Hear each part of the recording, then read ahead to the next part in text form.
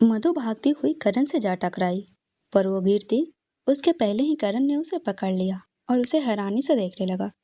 करण को मधु बहुत डरी हुई सी लग रही थी। क्या हुआ मधु? करण ने मधु की दोनों बाहें पकड़कर पूछा। मधु ने फिर से करण को पकड़ लिया। करण ने उसे संभालते हुए फिर से पूछा, मधु तुम ठीक हो? इतनी डरी हुई क्यों हो? मधु ने खुद को संभाला और करण की ओर देखकर बोली, कुछ नहीं, वो मैं इतनी देर से आपके केबिन में अकेली थी तो डर गई। करण ने मधु की ओर देखा और बोला, मधु मेरा पूरा केबिन मिरर का बना हुआ है। तुम जहाँ से भी देखती चारों ओर तुम्हें ऑफिस का स्टाफ नजर आता। हाँ, ये बात अलग है कि बाहर से तुम्हें कोई देख नहीं पाता, तो इतने लोगों के बीच होकर भी तुम डर कैसे गई? मधु मुस्कुराते हुए बोली, वो आप नहीं थे ना, इसलिए। शट अप मधु, मैं मजाक के मूड में बिल्कुल नहीं हूँ। सच सच बताओ क्या हुआ है? करण ने सख्ती से पूछा। मधु ने मुस्कुराते हुए करण की बाँह पकड़ी और करण के केबिन की ओर बढ़ते हुए बहुत प्यार से बोली, वो क्या है ना करण, जब आप मेरे आसपास नहीं होते हैं तो आपको मिस करने लगती हूँ, बस इसलिए थोड़ा सा घबरा जाती हूँ। करण को अभी भी मधु की बातों पर यकीन नहीं हुआ और वो मधु को देखने लगा। मधु ने करण को खुद को ऐसे देखा तो फिर से बोली, करण आप भी ना हद करते हैं, बेवजह से परेशान हो रहे हैं। ये हमारा ऑफिस है, तो मुझे यहाँ कोई खतरा कैसे हो सकता है? यहाँ आपकी नज़रों से कोई बच सकता है क्या? किसकी इतनी मजाल जो मधु करण खुराना को तंग करे? चलो तुम्हें घर छोड़ देता हूँ, करण ने बात बदलते हुए कहा। मधु ने मुस्कुराते हुए हाँ में अपना सिर हिला दिया। दोनों आगे बढ़ने लगे, तभी बनराज वहाँ आ गए। वो कुछ परेशान से थे, पर जैसे उन्होंने मधु को देखा तो अपनी परेशानी छिपाते हुए मुस्कुराने लगे। मधु ने उनको पैर छुए। खुश रहिए बेटा। बनराज ने मधु के सिर पर हाथ फेरकर कहा और करण से पूछा, बहू को ऑफिस दिखाने लाए थे? जी बड़े पापा, बस अब मधु को घर छोड़ने ही जा रहा हूँ, करण ने कहा। बनराज ने करण की ओर देखा और बोले, करण बेटा जरा मेरे साथ आओ, मुझे बस 2 मिनट तुमसे बात करनी है। जी। इतना कहकर करण ने मधु को इशारा किया और बनराज के साथ साइड में आ गया। मधु ने उसे देखकर मन ही मन कहा, आई एम सॉरी करण, मैंने आपसे झूठ बोला, पर मैं नहीं चाहती कि मेरे इस वहम की वजह से आप बेवजह परेशान हो जाए। करण ने साइड में आते ही बनराज से पूछा, क्या हुआ बड़े पापा, आप थोड़ा परेशान लग रहे हैं? बनराज ने करण की ओर देखकर कहा, करण मधु की मुंह दिखाई की रात जो कुछ मीडिया के सामने हुआ, उसकी वजह से शायद चेतन भी हमसे नाराज हो गया है। मुझे मेरे एक खास आदमी से पता चला है कि चेतन खुराना कंस्ट्रक्शन के अपने शेयर किसी और को बेचने जा रहा है। व्हाट? करण ने हैरानी से पूछा। बनराज ने करण के कंधे पर हाथ रखकर कहा, हाँ बेटा, बस इसलिए ही मैं परेशान हूँ। मेरे आदमी ने मुझे यह भी बताया कि चेतन को हम झूठे और उसकी पत्नी और बेटी सही लग रही है। उसे ये लगता है कि हमने उसकी बेटी के साथ नाइंसाफ़ी की है। बस उसी का बदला लेने के लिए वो ये शेयर किसी ऐसे आदमी को देने जा रहा है जो हमारा दुश्मन है, पर हमारा वो दुश्मन कौन है ये पता नहीं चल पा रहा है। डोंट वरी बड़े पापा, मेरे रहते खुराना कंस्ट्रक्शन में कोई बाहर का आदमी कभी नहीं आएगा। चेतन अंकल अगर खुराना कंस्ट्रक्शन से बाहर होना चाहते हैं तो हो जाए, पर उनके शेयर तो मैं किसी को खरीदने नहीं दूंगा, करण गुस्से में बोला। बनराज ने कुछ कदम चलकर कहा, करण खुराना कंस्ट्रक्शन के 25% शेयर तुम्हारे, 25% मेरे और 25% तुम्हारे चाचू के नाम पर है, और 25% का हिस्सेदार हमने ही चेतन को बनाया था, क्योंकि वो हमारे लिए हमारी फैमिली था। हमें कुछ भी करके चेतन से ये शेयर वापस लेने होंगे। तुम समझ रहे हो ना? जी बड़े पापा, अच्छे से समझ रहा हूँ। हमें किसी न किसी तरह ये शेयर चेतन अंकल के वापस लेने होंगे, वरना चेतन अंकल हमारे लिए मुश्किल खड़ी कर सकते हैं। पर आप चिंता मत करिए, वो कुछ नहीं कर पाएंगे, क्योंकि हमसे नफरत में वो ये भूल गए हैं कि व्यास एम्पायर के 40% शेयर मेरे पास है। अगर उन्होंने हमारे साथ कोई धोखा या हमें नुकसान पहुंचाने की कोशिश की तो मैं व्यास एम्पायर को टेक ओवर करके चेतन अंकल को सड़क पर लाकर खड़ा करने की हिम्मत रखता हूँ। नहीं बेटा, तुम्हारी दादी को तुम्हारा ऐसा करना पसंद नहीं आएगा। फिलहाल हमें हमारे 25% शेयर चेतन से वापस लेने हैं। एक बार हमें हमारे शेयर वापस मिल जाए, उसके बाद अगर चेतन ने रिधिमा और ममता की बातों में आकर हमें नुकसान पहुंचाया तो हम सब मिलकर उसके खिलाफ खड़े हो जाएंगे, वनराज ने कहा। मधु दूर खड़ी बस करण और वनराज को बातें करते देख रही थी। उसे बात सुनाई नहीं दे रही थी। करण ने वनराज के पास आकर उनके कंधे पर हाथ रखकर कहा, बड़े पापा, मैं आदि से कह देता हूँ, वो मधु को घर छोड़ आएगा। उसके बाद हम सोचते हैं कि हमें क्या करना चाहिए। नहीं बेटा, तुम पहले बहू को घर छोड़ कर आओ, फिर हम सब मिलकर इस परेशानी का हल निकालते हैं। और बहू को इस बारे में कुछ मत बताना, वरना उसे लगेगा ये सब उसकी वजह से हो रहा है। जाओ। बनराज ने करण के गाल को छूकर मुस्कुराते हुए कहा, पर करण अभी भी परेशान था। जाओ बेटा, बनराज ने फिर से कहा तो करण ने अपने कदम मधु की ओर बढ़ाए। बनराज फिर से अपने केबिन में चले गए। करण को परेशान देखकर मधु ने पूछा, क्या हुआ करण, सब ठीक है ना? हाँ मधु, सब ठीक है, चलो। इतना कहकर करण ने मधु की बाह पर हाथ रखा और उसे वहां से ले जाने लगा, पर उसकी परेशानी छिपाई नहीं छिप रही थी। वो परेशान कुछ सोचते हुए मधु के साथ ऑफिस से बाहर जा रहा था। मधु उसे देखे जा रही थी, पर करण का ध्यान उस पर बिल्कुल नहीं था। तभी मधु की नज़र ऋषभ के केबिन पर पड़ी, पर इस बार केबिन में उसे ऋषभ नजर नहीं आया। पर उसने उसके केबिन के दरवाजे पर लगी नेम प्लेट देख ली थी और मन ही मन बोली, हे महादेव, ये तो ऋषभ भैया का केबिन है। अच्छा हुआ जो मैंने करण को नहीं बताया कि मैंने ऋषभ भैया के केबिन में उस आदमी को देखा था, क्योंकि ये पक्का मेरा वहम ही था, वरना करण तो सच में परेशान हो जाते। इतना सोचकर मधु ने गहरी सांस ली और फिर से करण की ओर देखने लगी। वो करण से कुछ कहती उसके पहले ही करण ने ऑफिस से बाहर आकर गार्ड को चाबी दी और आदि को फोन किया। गार्ड चाबी लेकर गाड़ी लेने चला गया। मधु ने फिर से कुछ कहना चाहा, पर उसके पहले ही करण फोन पर आदि से बोला, आदि बाहर आओ जल्दी। जी सर। आदि के इतना कहते ही करण ने कॉल कट कर दिया और परेशान होकर कुछ सोचने लगा, पर इस बार मधु ने कुछ नहीं कहा। वो बस करण को देख रही थी। गार्ड ने गाड़ी लाते ही करण गाड़ी की ओर बढ़ा और उसने गाड़ी का डोर मधु के लिए खोला। मधु बिना कुछ कहे चुपचाप गाड़ी में बैठ गई। तभी आदि वहां आ गया। करण ने आदि को देखते ही कहा, आदि, मधु को घर छोड़ाओ, मुझे ऑफिस में कुछ जरूरी काम है। करण के इतना कहते ही मधु हैरानी से करण को देखने लगी, पर करण से कुछ पूछने की उसकी हिम्मत नहीं हुई। आदि के ड्राइविंग सीट पर बैठते ही करण बिना मधु से कुछ कहे फिर से ऑफिस में चला गया। उसके जाते ही आदि ने गाड़ी स्टार्ट की और ड्राइव करते हुए बोला, भाभी, वैसे करण सर ने आज तक अपने लिए भी कभी शॉपिंग नहीं की, पर आज वो आपको शॉपिंग पर लेकर गए थे। आपने तो करण सर को एक हफ्ते में ही बदल दिया, बिल्कुल वैसा बना दिया है जैसा कि हम सब उन्हें देखना चाहते थे। आदि के इतना कहते ही मधु के चेहरे पर हल्की सी मुस्कुराहट आ गई। आदि फिर से बोला, वैसे भाभी, मैं करण सर को बचपन से जानता हूँ। उन्हें समझना बहुत टेढ़ी खीर है, क्योंकि उनके मूड का कभी कोई भरोसा नहीं होता है। कभी बहुत गुस्से में होते हैं तो कभी अचानक से एकदम कूल हो जाते हैं। पर थैंक्स गॉड कि आप उनकी ज़िंदगी में आ गई। उन्हें अच्छे से समझती हैं आप। आदि भैया, आपके सर को समझना किसी के बस की बात नहीं है। किसी की क्या, उनके खुद के बस की बात नहीं है। वो कब क्या कर बैठे उन्हें खुद पता नहीं होता है। मधु ने कहा तो आदि मुस्कुराने लगा। मधु फिर से बोली, जिस दिन मैं उनसे पहली बार मिली थी तब से लेकर आज तक मैंने उनके बहुत से रूप देखे हैं, उनका गुस्सा झेला है। इतना कहते ही मधु को वो पल याद आ गया जब करण ने उसे बाहर थप्पड़ मारा था और उसे हाथ पकड़कर आउट हाउस से बाहर फेंका था। मधु मुस्कुराते हुए बोली, उनकी नफरत झेली है। मधु को फिर से बीती बातें याद आई, जब उदयपुर में करण ने उसकी माँ के बारे में गलत बातें की थी। आदि भी मधु को देखकर मुस्कुराने लगा। मधु करण के ख्यालों में खोकर बोली, उनका दूसरों की परवाह करना देखा है। मधु को वो पल याद आया जब वो होटल में ऋषभ को देखकर डर गई थी और करण के बीच सड़क पर उसे संभाला था। वो फिर से मुस्कुराने लगी और बोली, उनकी शरारतें देखी हैं, उनका प्यार। इतना कहकर मधु चुप हो गई और झेप गई। आदि मधु को देखकर मुस्कुराने लगा और मधु भी। इधर करण अपने केबिन में बैठा पेन घुमाते हुए सोच रहा था। उसने खुद से कहा, हमारा सबसे बड़ा दुश्मन।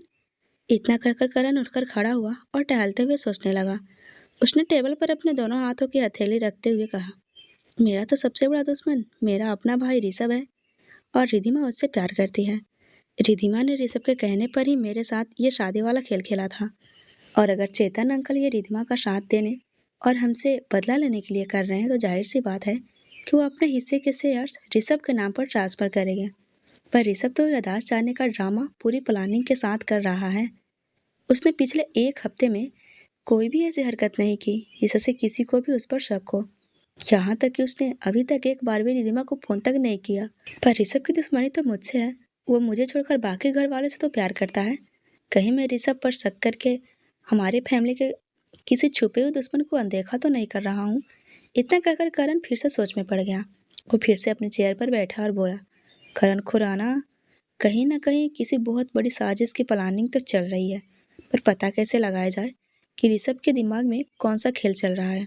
ऋषभ के नाम पर अगर खुराना कंस्ट्रक्शन के 25% शेयर हो भी जाए तो भी वो मुझे एमडी की कुर्सी से नहीं हटा पाएगा। पर अगर बड़े पापा अपने शेयर उसके नाम पर कर दे तो वो इस कंपनी का मेजर स्टेक होल्डर बन जाएगा। फिर उसे एमडी बनने से कोई नहीं रोक सकता। पर बड़े पापा फिलहाल तो ऋषभ के नाम पर अपने शेयर कभी नहीं करेंगे।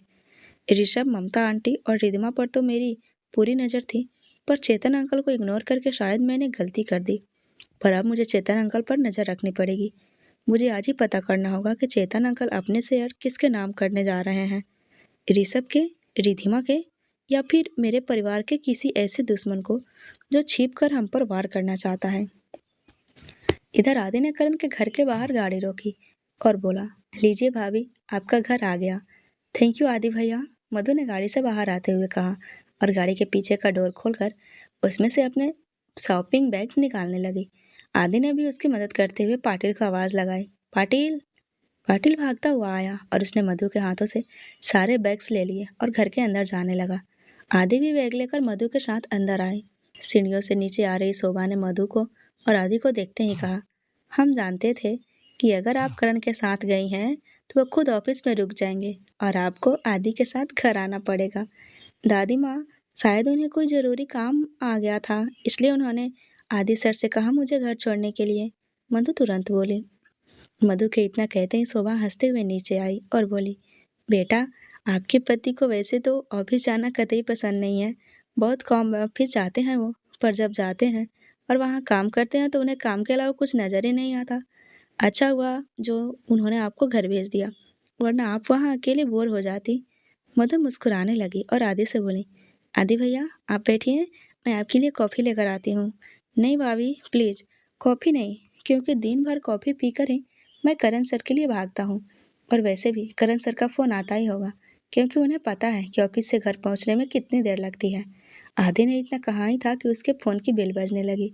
मधु हैरानी से उसने देखने लगी। आदि मुस्कुराते हुए बोला, आ गया फ़ोन, मैं चलता हूँ भाभी। इतना कहकर आदि ने बाहर जाते हुए फ़ोन रिसीव किया, पर वो कुछ कहता उसके पहले ही करण ने पूछा, आदि, तुम अभी तक घर से निकले क्यों नहीं? अब तक तो तुम्हें निकल जाना चाहिए था। यहाँ से सिर्फ 15 मिनट का रास्ता है घर का। बस आ ही रहा हूँ सर, आदि ने घर से निकलते हुए कहा। उनके जाते ही शोभा सोफे पर बैठी तो मधु ने उनके पास बैठते ही पूछा, दादी माँ, इतने बड़े बिजनेस को संभालने में बहुत मेहनत लगती है ना? शोभा मधु को मुस्कुराते हुए देखने लगी। मधु फिर से बोली, आज मैंने ऑफिस में देखा दादी माँ, बड़े पापा, डैडी जी, करण, आदि भैया, चाचू, सब कितना काम करते हैं। हमारी फैमिली ही नहीं बल्कि सारा स्टाफ दिन भर इधर से उधर भागता रहता है। मुझे तो आज तक यही लगता था कि हम मिडिल क्लास लोगों को ही इतनी मेहनत करनी पड़ती है। अमीर लोगों का काम तो उनके नौकर करते होंगे, पर आज पता चला अमीर लोग भी मिडिल क्लास लोगों के जितना ही काम करते हैं, उनके जितनी ही मेहनत करते हैं। सही कहा तुमने, इतनी मेहनत करते हैं तब जाकर घर में इतना पैसा आता है जिसे तुम शॉपिंग करके उड़ा रही हो। शांति ने वहां आकर मधु के शॉपिंग बैग देकर कहा। मधु ने कोई जवाब नहीं दिया, पर शोभा शांति से बोली, मधु ने अगर शॉपिंग की है तो उसका बिल उनके पति ने पे किया है। आपकी जेब से उनकी शॉपिंग का बिल पे नहीं हुआ है और अपने पति की कमाई पर इनका पूरा हक बनता है, ठीक वैसे ही जैसे कि आपके पति की कमाई पर आपका हक बनता है। शांति गुस्से में वहां से जाने लगी तो मधु ने उन्हें रोकते हुए कहा, 1 मिनट बड़ी मॉम। शांति रुक गई और उसने गुस्से से मधु को घूरा। पूजा भी सुबह की चाय लेकर किचन से बाहर आई। मधु एक बैग लेकर शांति के पास आई और मुस्कुराते हुए बोली, बड़ी मॉम, ये मैं आपके लिए लेकर आई हूँ। शांति उसे घूरने लगी, पर शोभा की वजह से कुछ नहीं बोली। शोभा ने पूजा के हाथों से चाय लेते हुए कहा, ये लीजिए शांति, आपकी बहू आपके लिए पहली बार कुछ लेकर आई है, और वो भी बहुत प्यार से, ले लीजिए। शांति कुछ बोल नहीं पाई। उसने मधु की ओर देखा और बैग ले लिया। मधु का चेहरा खिल गया। मधु ने दूसरा बैग उठाया और उसमें से एक साड़ी निकालकर शोभा के पास बैठी। उसने शोभा को साड़ी देते हुए कहा, दादी माँ, ये आपके लिए, आप पर बहुत सुंदर लगेगी। थैंक यू बेटा। शोभा ने बहुत प्यार से मधु के गाल को छूकर कहा। मधु ने टेबल पर रखा एक और बैग उठाया और पूजा को देते हुए बोली, चाची, ये देखिए, ये आपके लिए है, वैसा ही रंग है जैसा आपको पसंद है। पूजा ने मधु के हाथों से साड़ी ली और बोली, मधु, ये तो बहुत सुंदर है, मैं अभी इसे पहन कर आती हूँ। इतना कहकर पूजा साड़ी लेकर अपने कमरे में चली गई। मधु ने इधर उधर देखते हुए पूछा, दादी माँ, मम्मा कहीं नजर नहीं आ रही? बेटा, आपकी मम्मा उनकी सहेली से मिलने गई है। उनकी सहेली आज ही ऑस्ट्रेलिया से आई है। शोभा ने इतना कहा तो मधु मुंह बनाकर बोली, कोई बात नहीं, मैं ये उन्हें बाद में दे दूंगी। तभी उनकी नज़र एनी पर पड़ी जो बाहर से आ रही थी।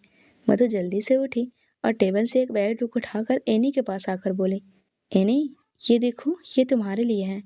मुझे तुम्हारी पसंद पता नहीं थी, पर तुम्हारे भैया ने मेरी मदद की। एनी ने तुरंत बैग लिया और ड्रेस निकालकर बैग सोफे पर फेंक कर ड्रेस खुद पर लगाकर देखी और फिर खुशी से उछल पड़ी।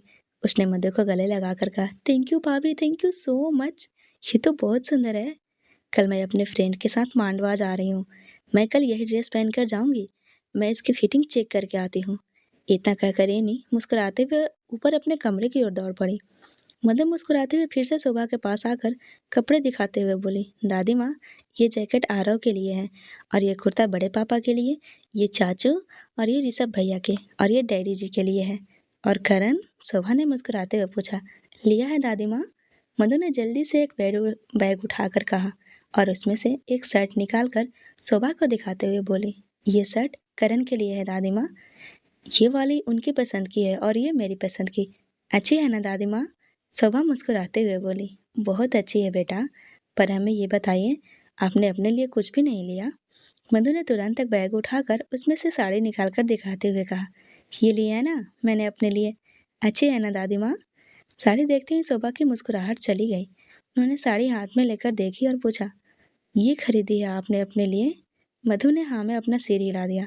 तो शोभा मधु के गाल को छूकर बोली, बेटा, करण आपको शॉपिंग पर ले गए थे, आपको सिर्फ आपके लिए शॉपिंग करनी चाहिए थी। मधु मुस्कुराते हुए बोली, दादी माँ, मेरे पास तो इतना कुछ है कि अलमीरा में रखने की भी जगह नहीं है, और कुछ लेकर क्या करती? मुझे बस ये साड़ी पसंद आई, इसलिए मैंने ये ले ली। शोभा मुस्कुराने लगी। तभी मधु ने रोशनी को आवाज़ लगाई, रोशनी, रोशनी। रोशनी भागती हुई आई और बोली, जी भाभी। मधु ने एक बैग उठाकर उसे देते हुए कहा, रोशनी, ये पटियाला सूट लेकर आई हूँ तुम्हारे लिए, तुम पर बहुत अच्छा लगेगा। ये सुनकर रोशनी हैरानी से मधु को देखने लगी, पर शोभा के चेहरे पर मुस्कुराहट आ गई। मधु रोशनी से बोली, अब जल्दी से इसे पहनकर दिखाना, मुझे देखना है कि तो इसमें कैसी लगेगी। रोशनी की आंख भर आई और वह मुस्कुराते हुए सूट लेकर वहाँ से चली गई। उसके जाते ही मधु ने सारे बचे हुए बैग्स उठाए और बोली, दादी माँ, मैं ये रख कर आती हूँ। शोभा ने हाँ में सिर हिला दिया तो मधु बैग लेकर अपने कमरे की ओर बढ़ने लगी। हॉल और गलियारे में ऋषभ की कई सारी तस्वीरें लगी थी, पर मधु इतनी खुश थी कि उसने उन तस्वीरों पर ध्यान ही नहीं दिया और वह मुस्कुराते हुए सीधे अपने कमरे में आ गई। उसके जाते ही शोभा गुस्से में उड़कर शांति के पास आकर बोली, अपनी तीखी जुबान पर लगाम लगाना सीख लीजिए शांति। आज हम सिर्फ इसलिए खामोश रहे क्योंकि हम मधु के सामने आपसे कुछ कहकर आपकी बेइज्जती नहीं करना चाहते थे, पर आइंदा हम मधु की बेइज्जती बिल्कुल बर्दाश्त नहीं करेंगे शांति। आपकी तरह वो भी इस घर की बहू है और उनके मन में इस परिवार के हर सदस्य के लिए ढेर सारा प्यार है, आपके लिए भी, बस इसलिए शायद वो आपको पलटकर कभी जवाब नहीं देती। आई एम सॉरी माँ, शांति ने सिर झुकाकर कहा तो शोभा उसे घूरते हुए बोली, ये तो आपने देख ही लिया है कि मधु ने शॉपिंग अपने लिए नहीं बल्कि पूरे परिवार के लिए की है। खुद के लिए वो एक सस्ती सी शिफॉन साड़ी खरीद कर लाई है, इसलिए आगे से अगर आपने मधु को किसी भी तरह का ताना मारा तो हम सहन नहीं करेंगे, समझिए आप। इतना कहकर शोभा गुस्से में अपने कमरे में चली गई। उनके जाते ही शांति ने अपने हाथ में पकड़ा बैग गुस्से में जमीन पर फेंका और अपने कमरे में आकर बोली, इस दो कौड़ी की लड़की की वजह से अपने ही घर में मुझे अपमान सहन करना पड़ रहा है, पर बस कुछ दिन और, उसके बाद ये लड़की इस घर से बाहर होगी। इधर करण, बलदेव, अतुल और बनराज सब करण के केबिन में बैठे थे। बनराज ने अतुल से पूछा, अतुल, ऋषभ कहाँ है?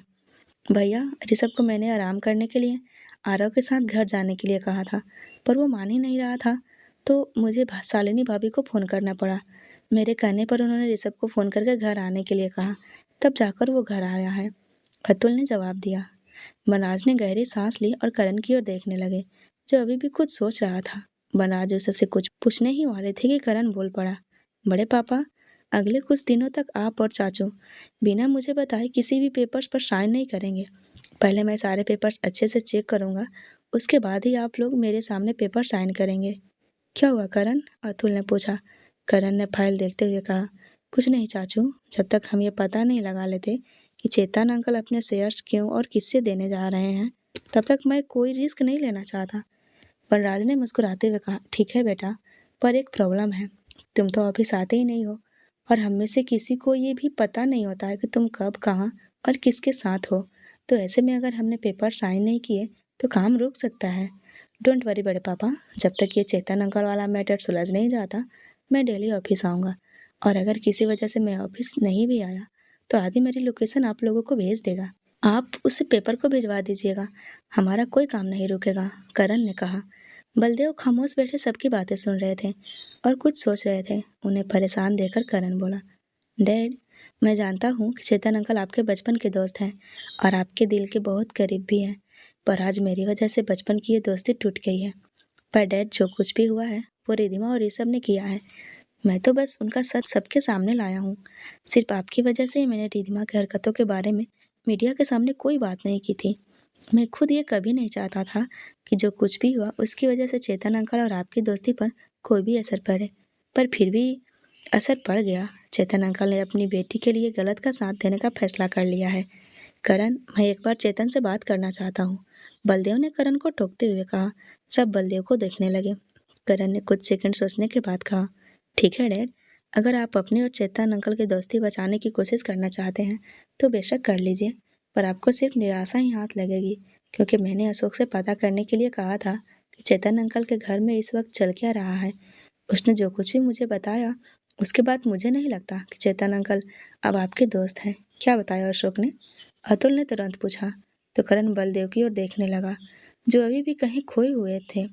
करण ने बलदेव की ओर देखकर अतुल से कहा, वो सब आप लोग नहीं जाने तो अच्छा होगा, पर हाँ, चेतन अंकल को लेकर आप सबको बिल्कुल टेंशन लेने की जरूरत नहीं है। उन्हें रोकने के लिए मैं अकेला ही बहुत हूँ। ये सब ऋषभ की वजह से हुआ है। उसने रिधिमा के साथ मिलकर अपने ही खानदान की इज्जत का तमाशा बनाने के लिए ये सब किया, और हम चाह कर भी उसे उसकी इस हरकत की सजा नहीं दे सकते, बनराज ने गुस्से में कहा। बनराज के इतना कहते ही अतुल ने उनके हथेली पर अपना हाथ रखकर कहा, भैया, इस वक्त ऋषभ पर गुस्सा करने का कोई फायदा नहीं है, क्योंकि उसे कुछ याद नहीं है उसने क्या किया है। जिस दिन उसकी याददाश्त वापस आ गई ना अतुल, उस दिन मैं ऋषभ को धक्के मारकर खुराना हाउस और खुराना मेंशन दोनों से बाहर फेंक दूंगा। खुराना खानदान की प्रॉपर्टी में से उसे 1 रुपया भी नहीं मिलेगा। बनराज फिर से गुस्से में बोले। करण फिर से बोला, बड़े पापा, आप प्लीज गुस्सा मत करिए। मैंने कहा ना, मेरे होते हुए खुराना कंस्ट्रक्शन का कोई कुछ नहीं बिगाड़ सकता।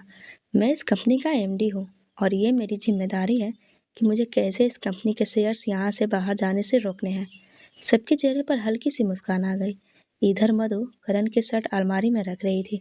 उसने खुद से कहा, आज शाम को करण के लिए उनका फेवरेट खाना बनाकर उन्हें खिलाऊंगी, फिर देखना करण अपनी सारी परेशानी पल भर में भूल जाएंगे। इतना कहकर मधु बाकी शॉपिंग बैग्स भी बेड से उठाने लगी। तभी उसकी नज़र एक शॉपिंग बैग पर पड़ी।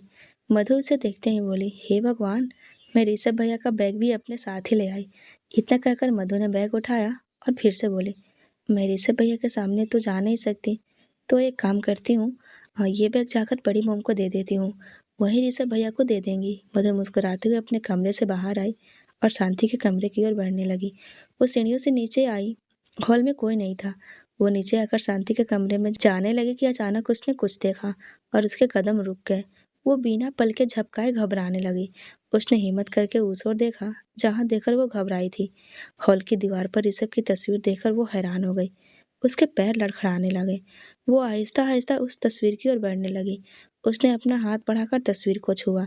जैसे उसने तस्वीर को छुआ, वो घबरा कर तस्वीर से 2 कदम पीछे हट गई, क्योंकि वो समझ चुकी थी कि ये तस्वीर उसका वहम नहीं थे। उसने दीवार पर लगी ऋषभ की तस्वीर की ओर देखा। अपने घर की फैमिली फोटो में ऋषभ को देखकर वो हैरान भी थी और परेशान भी। उसने घबरा अपने कदम पीछे लिए तो वो सोफे से टकरा गई।